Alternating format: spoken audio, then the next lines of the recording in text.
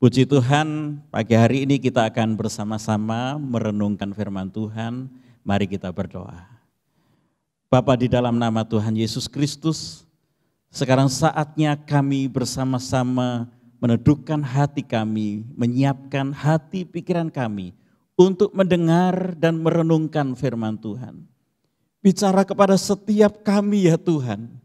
Sebab kami percaya Roh Kudus-Mu baik menolong kami, memampukan kami untuk menangkap setiap kebenaran firman Tuhan. Roh dan hati kami siapkan untuk kebenaran-kebenaran-Mu, sehingga kami bisa berjalan di jalan-jalan Tuhan. Terima kasih di dalam nama Tuhan Yesus Kristus. Haleluya. Amin. Bapak, Ibu, dan saudara-saudara yang dikasihi oleh Tuhan, pagi hari ini saya mengajak kita untuk belajar satu kisah dari kehidupan seorang tokoh Alkitab, dan saya beri tema hidup dalam perkenanan Tuhan. Saudara, mari kita membuka Alkitab kita di dalam 2 Samuel pasal yang ke-6 ayat 11 dan 12. Demikian firman Tuhan. 3 bulan lamanya tabut Tuhan itu tinggal di rumah Obed-Edom orang Gad itu. Dan Tuhan memberkati Obed-Edom dan seisi rumahnya. Diberitahukanlah kepada Raja Daud demikian. Tuhan memberkati seisi rumah Obed-Edom dan segala yang ada padanya oleh karena tabut Allah itu. Lalu Daud pergi mengangkut tabut Allah itu dari rumah Obed-Edom ke kota Daud dengan sukacita. Puji Tuhan. Saudara, bagian firman Tuhan yang kita baca pada pagi hari ini adalah sebagian dari kisah kehidupan seorang tokoh Alkitab bernama Obed-Edom. Saudara, kita akan belajar mengenai mengejar perkenanan Tuhan, hidup dalam perkenanan Tuhan. Nah, kita mesti belajar dan lihat latar belakangnya lebih dahulu. Saudara, bagi orang Israel, tabut Tuhan adalah representasi kehadiran Tuhan. Representasi artinya bagi mereka ketika ada tabut Tuhan bagi mereka, artinya mereka percaya juga ada kehadiran Tuhan di situ, saudara. Nah, terjadi bahwa satu kali tabut ini dirampas oleh orang Filistin dalam 1 Samuel 5 dan 6. Tetapi karena Tuhan murka kepada orang Filistin ini, maka Tuhan menghukum mereka dan alhasil tabut itu dikembalikan kepada orang Israel. Caranya kita tidak terlalu bahas, tetapi kemudian yang terjadi adalah Daud menyuruh orang-orangnya untuk mengambil tabut itu. Problemnya adalah mereka mengambilnya dengan cara yang tidak seperti yang Tuhan mau. Mereka mengikuti cara orang Filistin, mereka menaruh tabut itu di dalam sebuah tempat, kemudian ditarik oleh lembu gitu ya. Dan di sana lembu-lembu itu ternyata tergelincir dan tabut itu oleng. Saudara, ada Uza di sana yang mencoba untuk menolong menjaga tabut itu untuk tidak jatuh. Saya rasa secara manusiawi ini normal sekali, tetapi ternyata Tuhan itu menyambar Uza dan kemudian Uza jadi mati, dibunuh oleh Tuhan. Nah, Daud sebagai raja dia berpikir, bagaimana mungkin kami bisa bawa tabut itu ke Yerusalem kalau bahkan orang yang mencoba untuk menjaganya saja disambar oleh Tuhan dan kemudian meninggal. Maka Daud kemudian memilih, oke, kita taruh aja di rumah Obed-Edom orang Gad, taruh aja di situ karena nggak mungkin kita bawa ke Yerusalem. Nah, saudara, maka saya menyebutnya ini Obed-Edom ini ketiban sampur bahasa Jawanya. Dapat berkah tapi sekaligus dalam kondisi yang menegangkan. Kenapa? Karena Obed-Edom tahu barusan orang yang menjaga tabut itu mati. Bagaimana cara memperlakukannya? Saudara, tapi karena Raja Daud bertitah, karena dia raja, maka Obed-Edom mau melakukannya. Dia terima tabut itu di rumahnya. Nah kemudian inilah yang terjadi di ayat yang 11 kita tadi baca. 3 bulan lamanya tabut itu berada di rumah Obed-Edom. Dan firman Tuhan ini menyatakan sesuatu yang dahsyat. Dan Tuhan memberkati Obed-Edom dan seisi rumahnya. Saudara yang dikasihi oleh Tuhan, kita belajar hari ini tentang bagaimana sikap Obed-Edom terhadap kehadiran Tuhan. Di awal tadi saya sudah sampaikan bahwa tabut itu representasi kehadiran Tuhan. Jadi kalau tabut itu berada di rumah Obed-Edom, maka Obed-Edom memiliki kesadaran bahwa ini ada Tuhan, ada hadirat Tuhan di sini. Aku harus perlakukan dengan benar, aku harus jaga dengan benar. Saudara yang dikasihi oleh Tuhan, keteladanan apa yang terjadi dalam rumah Obed-Edom ini luar biasa. 3 bulan tabut itu ada di rumah itu, lalu Daud mendengar bahwa karena tabut itulah Obed-Edom diberkati, seisi rumahnya diberkati, dan Daud mencoba untuk kemudian setelah itu mengambil. Nah kita lihat dari sisi Obed-Edom. Saudara, hal pertama yang kita mesti belajar dari kisah ini adalah kita perlu menghormati Tuhan dan hadiratnya. Saudara, ini penting sekali. Kita perlu menghargai Tuhan dan kehadirannya yang selalu ada dalam hidup kita, saudara. Kita tidak bisa melakukan sesuatu yang sekehendak hati kita. Sebab kita tahu ada Tuhan, ada kehadiran Tuhan dalam hidup kita. Obed-Edom adalah gambaran dari hidup kita. Saudara, dia mendapat anugerah ketika tabut itu ditaruh di rumahnya. Dia diberkati. Saudara, kita juga mendapat anugerah dari Tuhan, bukan? Ya, anugerah yang terbesar yang Tuhan sudah berikan dalam hidup kita, yaitu keselamatan. Tuhan Yesus sudah menanggung sakit penyakit kita dan dosa-dosa kita, hukuman dosa-dosa kita di kayu salib. Kita ditebus dengan darahnya. Dan dia berkata, Immanuel, aku beserta engkau. Rohnya itu ditaruh di dalam hati kita.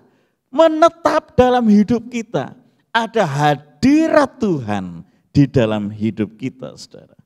Hadirat Tuhan, kehadiran Tuhan, dan Tuhan itu sendiri. Mestinya kita hargai, kita hormati. Kita sungguh-sungguh menjaga dengan baik. Sama seperti Obed-Edom, saudara. Keselamatan yang Tuhan beri kepada kita bukan hasil usaha kita. Yes, Obed-Edom juga menerima tabut itu bukan karena permintaan dia. Anugerah buat dia karena Raja Daud menaruh di situ, saudara. Anugerah buat kita karena Tuhan selamatkan kita. Bukan karena usaha kita. Kita mengusahakannya pun tidak bisa, saudara. Ya, dengan kebaikan, dengan apapun tidak bisa. Nah, keselamatan yang Tuhan beri, kehadiran Tuhan dalam hidup kita itu perlu kita jaga, saudara. Kehadiran Tuhan dalam hidup Obed-Edom saat tabut itu di rumahnya adalah gambaran bahwa kita juga diberkati bila kita menyediakan diri dan mempersilahkan Tuhan hadir menguasai kita. Saudara, izinkan Tuhan memimpin hidup kita. Biarkan tabutnya atau kehadirannya itu tinggal dalam rumah kita. Suasana sorgawi dalam rumah kita. Suasana sorgawi di dalam hubungan kita dengan anak-anak, dengan orang tua, dengan orang-orang di sekitar kita. Kita mesti jaga, saudara. Kita jaga. Nah, saudara yang dikasihi oleh Tuhan, Bila kita terapkan dalam kehidupan kita sekarang, kita perlu membangun persekutuan dengan Tuhan lebih lagi. Saudara, jaga hadirat Tuhan dalam hidupmu. Engkau sudah mendapatkan anugerah keselamatan, tapi itu tidak cukup. Engkau harus meresponnya dengan menjaga hidupmu dalam perkenanan Tuhan. Saudara, Obed-Edom saya percaya, dia menjaga tabut itu karena apa? Karena dia berawas-awas, jangan sampai dia salah dalam memperlakukan. Saya percaya dia bicara kepada istrinya, dia bicara kepada anak-anaknya, dan dia berkata, tabut ini adalah lambang kehadiran Tuhan dalam keluarga kita. Mari kita jaga, mari kita perlakukan dengan sungguh-sungguh, dengan hormat dan gentar. Firman Tuhan juga berkata, hiduplah dengan hormat dan gentar kepada Tuhan. Saudara, kita melihat dalam situasi di sekitar kita. Ada banyak orang yang mengaku diri Kristen, tapi mereka tidak mau menjaga pikirannya, perasaannya, tindakannya, perkataannya. Apakah itu berkenan di hadapan Tuhan? Saudara, orang yang menyadari kehadiran Tuhan di dalam hidupnya, mereka akan menjaga hidupnya sungguh-sungguh. Pagi hari ini saya mau berkata, izinkan Tuhan memimpin hidup Anda. Biarkan tabutnya tinggal di rumah kita, saudara, dalam hidup kita. Kehadirannya dalam hidup kita. Bila kita terapkan dalam kehidupan kita sekarang, itu berarti kita perlu membangun persekutuan dengan Tuhan lebih erat lagi. Mendengar Dia berbicara melalui kebenaran firman Tuhan. Beribadah dalam doa pribadi, dalam saat teduh. Dan menyadari kehadiran Tuhan sepanjang hari. Sejak kita bangun pagi sampai kita tidur di malam hari. Saudara yang dikasihi Tuhan, lihatlah situasi-situasi di sekitar kita sebagai cara Tuhan juga berbicara dan mengarahkan kita. Pelajari firman-Nya, tunduk pada kebenarannya. Saya percaya kita akan mengalami berkat Tuhan. Sama seperti Obed-Edom mengalami Tuhan memberkati karena dia perlakukan tabut Tuhan itu dengan benar. Kita juga ketika kita memperlakukan hadirat Tuhan dalam hidup kita dengan benar. Saya percaya ada berkat Tuhan dalam hidup saudara. Puji Tuhan saudara. Sekarang kita akan masuk pada bagian yang kedua. Yaitu naikkan level dedikasi dan penyembahan kita kepada Tuhan. Saudara, kisah ini tidak berhenti. Ketika kemudian Daud mendengar, 3 bulan kemudian setelah ditaruh di rumah Obed-Edom, akhirnya Daud berkata begini, enak ya Obed-Edom diberkati. Kalau begitu oke, kita ambil. Maka kemudian Daud, saya percaya dia berkonsultasi dengan para imam yang melayani. Dan kemudian mereka menemukan caranya, yaitu membawa tabut itu dengan dipanggul oleh para imam. Dan benar-benar tabut itu diambil dari rumah Obed-Edom, saudara. Nah sekarang kita masuk kepada sesi kisah berikutnya. Apa yang terjadi dalam diri Obed-Edom? Dia bisa berkata begini, ya sudah 3 bulan sekarang sudah nggak ada tabut. Ya sudah, saya akan lanjutkan pekerjaan saya. Terima kasih Pak Daud, Tuhan sudah berkati saya. Apakah Obed-Edom melakukan hanya seperti itu? Saudara, ternyata kita mendapati bahwa kisah ini tidak berhenti, saudara. Mari kita lihat dalam 1 Tawarikh 15 ayat yang ke-18 dan ayat 24. Saya akan bacakan untuk kita semua 1 Tawarikh 15 ayat 18 dan 24. Dan bersama-sama mereka itu saudara-saudara mereka dari tingkat kedua, Zakaria, Yaaziel, Semiramot, Yehiel, Uni, Eliab, Benaya, Maasea, Matika, Elivele, Miknea, dan Obed-Edom serta Yeiel, para penunggu pintu gerbang. Saudara, garis bawahi penunggu pintu gerbang. Lalu saya lanjutkan ayat yang ke-24, dan sebanya Yosafat, Netaneel, Amizai, Zakaria, Benaya, dan Eliezer, yakni imam-imam itu meniup nafiri di hadapan tabut Allah, sedang Obed-Edom dan Yehia adalah penunggu pintu pada tabut itu. Saudara, kisah di 1 Tawarikh ini saya percaya tidak banyak orang Kristen suka membaca nama-nama, betul ya saudara.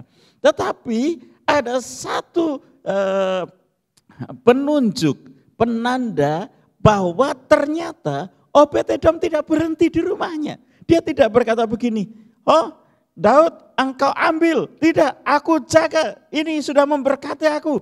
Di sini enggak boleh. Dia tidak bisa berkata begitu saudara. Karena Daud adalah raja. Maka yang pasti tabut itu benar-benar dibawa ke Yerusalem.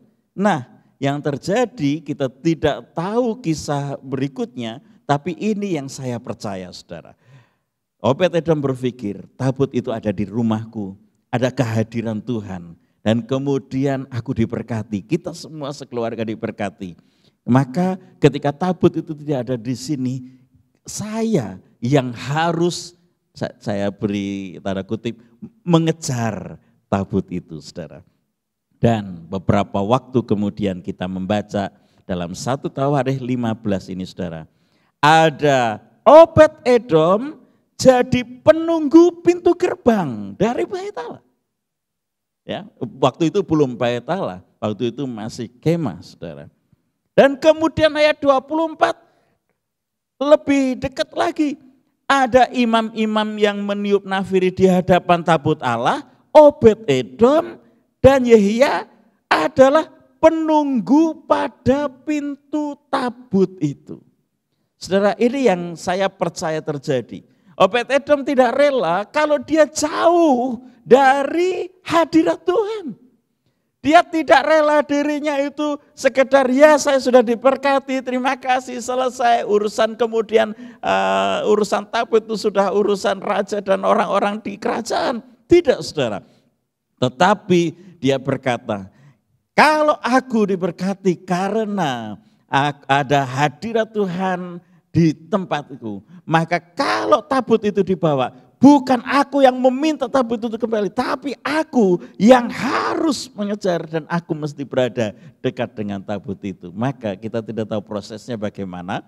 Yang pasti saya percaya dia berkata kepada Raja Daud, Raja terima kasih engkau sudah menaruh tabut itu di rumahku 3 bulan dan aku diberkati. Maka aku mau mendedikasikan hidupku untuk melayani dekat dengan tabut itu karena aku tahu ini rahasianya aku diberkati. Maka kemudian dia berkata, izinkan aku bekerja dekat dengan tabut itu. Dia ditaruh sebagai penunggu pintu gerbang dan pada fase berikutnya dia ditaruh sebagai penunggu pintu pada tabut itu. Saudara yang dikasihi Tuhan, ini yang saya katakan sebagai naikkan level dedikasi kita saudara. Sebagai orang yang percaya kepada Tuhan, sebagai orang Kristen, mungkin banyak orang kan berkata begini, saya sudah Kristen, Tuhan sudah selamatkan saya, so what? Saya biasa aja, nggak apa-apa. Nggak bisa ibadah, puji Tuhan, dari rumah bisa lihat YouTube selesai. Kalaupun nanti ada ibadah, oke, saya datang, cukup. Yang penting saya setia, saya baik, saya tidak bikin masalah. Saudara, ini Kristen rata-rata. Saya percaya kalau engkau betul-betul mengalami berkat Tuhan, hadirat Tuhan, engkau akan bisa berkata seperti pemazmur. Sekalipun dagingku dan hatiku habis lenyap, hanya Tuhan bagian hidupku. Aku mau dekat dengan Tuhan, aku mau layani Tuhan. Aku mau dedikasikan hidupku sepenuh untuk Tuhan. Saudara yang kasih Tuhan, inilah progres, inilah perkembangan. Kekristenan itu progres saudara. Bergerak semakin baik, semakin berdedikasi, semakin memberikan hidup sepenuh untuk Tuhan. Setiap orang tidak boleh hanya berhenti pada kenyataan bahwa kita telah ditebus. telah dijamin masuk surga. Yes, saya bersyukur karena tidak mungkin kita bersama di surga tanpa pengorbanan Kristus. Memang kita dijamin karena pengampunan dan pengorbanan Tuhan. Tapi kita tidak boleh berhenti di situ, saudara. Kekristenan adalah relasi, hubungan kita dengan Bapa. Tingkatkan relasimu dengan Bapa. Kekristenan adalah hubungan, ini menyangkut penyembahan kita dan juga dedikasi kita kepada Tuhan. Jangan berhenti hanya menjadi Kristen. Jangan berhenti, teruslah maju. Inginkan perkara-perkara dari Tuhan. Inginkan firman-Nya lebih lagi. Beri lebih kepada Tuhan. Dedikasikan hidupmu sepenuh buat Tuhan. Apa yang bisa engkau kerjakan, kerjakan buat Tuhan. Kolose berkata, segala sesuatu yang engkau lakukan, lakukan. Semuanya itu untuk Tuhan, saudara. Saya percaya orang yang sudah merasa diberkati Tuhan, sudah mengalami pengampunan daripada Tuhan, dia tidak akan berhenti. Tapi dia berkata, semua yang engkau sudah kerjakan padaku, jauh lebih besar dan sangat berharga Tuhan. Tidak ada bandingannya. Maka aku akan berikan sepenuh hidupku untuk Tuhan. Saudara, memberikan sepenuh hidup untuk Tuhan tidak harus jadi hamba Tuhan full time di gereja. Dalam profesimu, dalam rumah tanggamu, dalam hubunganmu dengan masyarakat. Jadikan itu sebagai cara engkau mendedikasikan hidupmu kepada Tuhan. Saudara, dalam semua bidang kita harus menaikkan level dedikasi kita. Ini extra mile, berikan lebih kepada Tuhan. Puji Tuhan. Sekarang kita masuk poin yang ketiga, saudara. Yang pertama, mari hormati hadirat Tuhan. Jaga hidupmu untuk berkenan di hadapan Tuhan. Yang kedua, naikkan level dedikasi pelayananmu kepada Tuhan, saudara. Dan yang ketiga, kita akan belajar mengenai ada warisan rohani yang kita turunkan kepada anak cucu kita. Saudara, mungkin orang berkata begini, aku sudah lakukan semua untuk Tuhan, apa faedahnya bagiku? Saudara, dengan Tuhan memang kita nggak bisa hitung-hitungan, saudara, betul? Kalau hitung-hitungan kita tekor, saudara, sebab kita tidak bisa membayar apapun untuk mengimbangi pengorbanan Kristus. Ketika kita memberikan dedikasi kita memberikannya karena kita bersyukur kepada Tuhan. Tetapi saya mau sampaikan ini kepada kita semua, bahwa ada warisan rohani dan berkat yang kita turunkan kepada anak-anak kita kalau kita hidup berkenan di hadapan Tuhan, saudara. Mari kita lihat 1 Tawarikh 26 ayat 4 sampai ayat yang ke-8. Saya akan baca buat kita.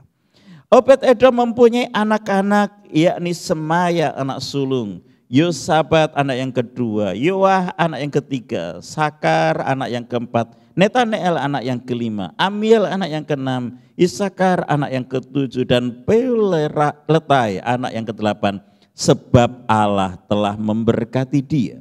Bagi Semaya anak Obed-Edom itu lahir anak-anak, mereka memegang pemerintahan di antara puak mereka, sebab mereka itu adalah pahlawan-pahlawan yang gagah perkasa. Anak-anak Semaya ialah Otni, Refael, Obed dan Elzabat serta saudara-saudaranya, yakni Elihu dan semaknya orang-orang gagah perkasa. Mereka sekalian adalah keturunan Obed-Edom, yakni mereka sendiri, anak-anak mereka dan saudara-saudara mereka, masing-masing orang yang gagah perkasa, cakap untuk pekerjaan itu, 62 orang jumlahnya dari Obed-Edom. Saudara, ini data keren sekali. Kita melihat begini, apa yang dilakukan Obed-Edom ternyata tidak hanya berdampak buat dia sendiri, tapi berdampak kepada keturunannya.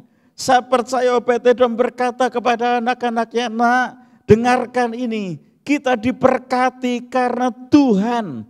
Papa sudah berusaha dan belajar untuk mendedikasikan hidup sepenuh buat Tuhan dengan menjadi penunggu pada pintu tabut itu.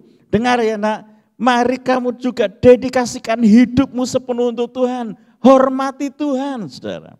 Itu yang saya percaya dilakukan oleh Obed-Edom.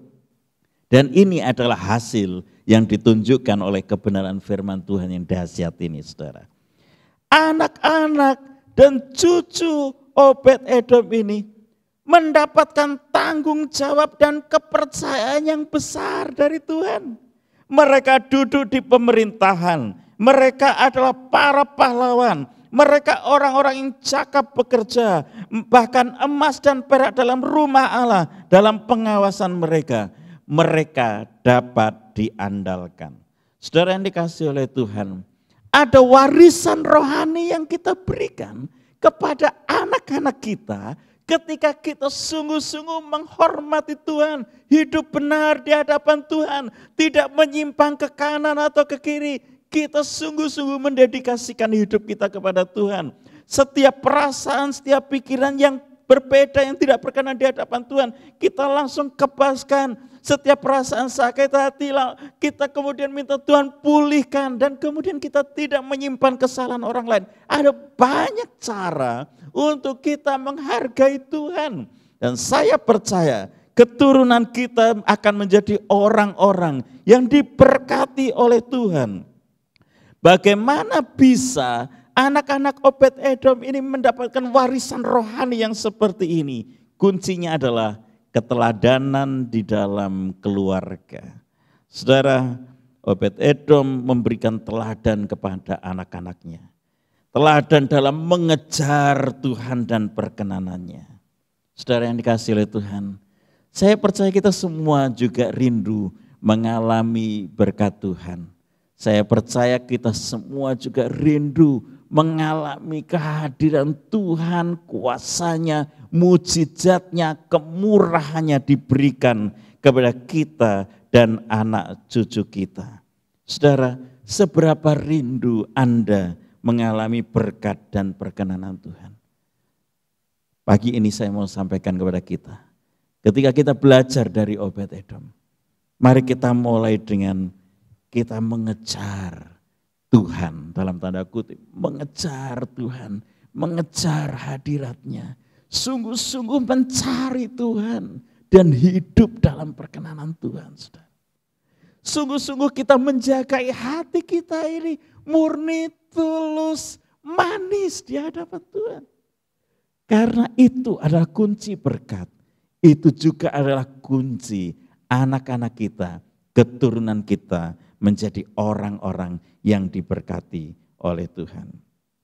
Jangan berhenti, sebab ada upah yang menanti bagi saudara. Saya akan tutup dengan firman Tuhan dari Ibrani 11 ayat 6. Saya baca buat kita semua. Tetapi tanpa iman tidak mungkin orang berkenan kepada Allah, sebab barang siapa berpaling kepada Allah, ia harus percaya bahwa Allah ada dan bahwa Allah memberi upah kepada orang-orang yang sungguh-sungguh mencari Dia. Hari ini mulai cari Tuhan, saudara. Dalam masa pandemi seperti ini, kesempatan lebih banyak untuk duduk di bawah kaki Tuhan, mencari Tuhan, menantikan maksud Tuhan, menantikan Dia. Saya percaya kalau Anda menantikannya dengan iman, sama seperti apa yang terjadi dalam diri Obed-Edom, maka Tuhan juga akan memberkati engkau. Tuhan akan memampukan engkau melalui masa-masa ini. Dan Tuhan akan menjadikan engkau berkat bagi anak cucumu, keturunanmu, dan juga bagi bangsa ini. Kita mesti berdiri bagi keluarga kita, bagi bangsa kita dalam perkenanan Tuhan. Saudara yang dikasihi Tuhan, mari sekarang kita datang kepada Tuhan dalam doa. Saya percaya ini waktu terbaik. Anda datang kepada Tuhan, Anda tersungkur di hadapan Dia. Izinkan Tuhan menjamah hatimu, mencengkeram hatimu dan membawa engkau ke dalam hadirat-Nya. Setelah Anda bisa menyembah lagi, Tapi saya percaya Tuhan hadir, Tuhan menjamah engkau. Mari kita berdoa. Terima kasih, kami bersyukur kepada Tuhan pagi hari ini. Karena kami sudah mendengar kebenaran firman Tuhan. Kami belajar dari kehidupan Obed-Edom. Tuhan, bawa hati kami untuk mengasihi Engkau. Tuhan, taruh kerinduan yang kuat dalam hati kami untuk mengalami hadirat Tuhan, mengalami persekutuan dengan Tuhan sepanjang hari yang kami lalui. Kami Tuhan mengakui bahwa tanpa hadirat-Mu, tanpa Engkau, tanpa perkenanan-Mu, kami tidak akan mampu melalui hari-hari kami ini Tuhan. Kami juga percaya Engkau menolong kami untuk kami bisa mendedikasikan hidup kami sepenuh buat Tuhan. Pikiran, perasaan, kehendak kami hadapkan kepadamu. Tuhan tolong koreksi bila ada yang salah. Roh Kudus tegur kami. Tuhan bawa kami lagi kepada persekutuan yang indah dengan Engkau. Kami percaya Tuhan, ada anugerah dan berkat Tuhan yang mengalir bagi kami sekeluarga. Ada anugerah dan berkat Tuhan, ada perkenanan Tuhan untuk anak-anak kami, untuk cucu-cucu kami, untuk keturunan kami. Kami percaya mereka adalah dalam lingkup anugerah Tuhan. Kami hadapkan keluarga kami kepadamu ya Tuhan. Pagi hari ini, terima kasih Engkau menegur kami melalui kebenaran firman-Mu. Dan biarlah Engkau tanam dengan kuat dalam hati kami. Mampukan kami Tuhan untuk melakukannya. Terima kasih, kami bersyukur. Kami juga berdoa untuk gereja ini Tuhan. Kami percaya Tuhan mengasihi umat-Mu. Tuhan mengasihi gereja-Mu. Tuhan menjaga, Tuhan yang mengatur, yang berdaulat. Kami hadapkan umat-Mu kepada Tuhan. Engkau berkati para pengurus dan pelayan Tuhan yang bersedia menyediakan diri, mendedikasikan hidupnya untuk Tuhan. Kami juga berdoa Tuhan untuk umat-Mu dimanapun berada. Mungkin hari-hari ini sedang mengalami kesulitan ekonomi. Kami mintakan anugerah berkat Tuhan. Kami mintakan kemurahan Tuhan. Beri kami hikmat Tuhan. Supaya kami bisa mengerjakan sesuatu untuk mendapatkan berkat Tuhan. Kami percaya Engkau Tuhan melimpahkan berkat-Mu bagi setiap keluarga yang sedang berkekurangan. Tuhan, Engkau menilik mereka. Kami percaya Tuhan, kami percaya. Kami juga berdoa Tuhan untuk saudara-saudara kami yang membutuhkan pertolongan-Mu. Kami berdoa untuk Bapak Daniel Dwiwarto. Kami berdoa untuk Ibu Sanse. Kami berdoa untuk Ibu Latifah. Kami juga berdoa untuk Pak Wahyu. Tuhan jamah kesehatan mereka. Dalam nama Tuhan Yesus Kristus, kuasa kesembuhan itu mengalir dan turun atas hidup mereka. Juga siapapun yang sedang mendengar dan melihat tayangan ini, ada hadirat Tuhan menyentuh hidupmu. Kalau engkau sedang sakit, biar Tuhan menjamah dalam nama Tuhan Yesus Kristus, disembuhkan. Kami berkata setiap sakit penyakit, engkau tidak punya hak atas tubuh anak-anak Tuhan ini. Kami berkata dalam nama Yesus, semua sakit penyakit keluar dan diganti dengan kesembuhan baru daripada Tuhan. Terima kasih, kami berdoa untuk ibu yang sedang menanti kelahiran anak, Ibu Hani dan Ibu Ayu. Tuhan jaga mereka sampai persalinan. Kami percaya Tuhan menolong. Terima kasih juga untuk jemaat yang berulang tahun. Tuhan berkati hari ini. Lebih daripada itu semua, kami percaya berkat Tuhan turun atas keluarga kami. Terima kasih Tuhan.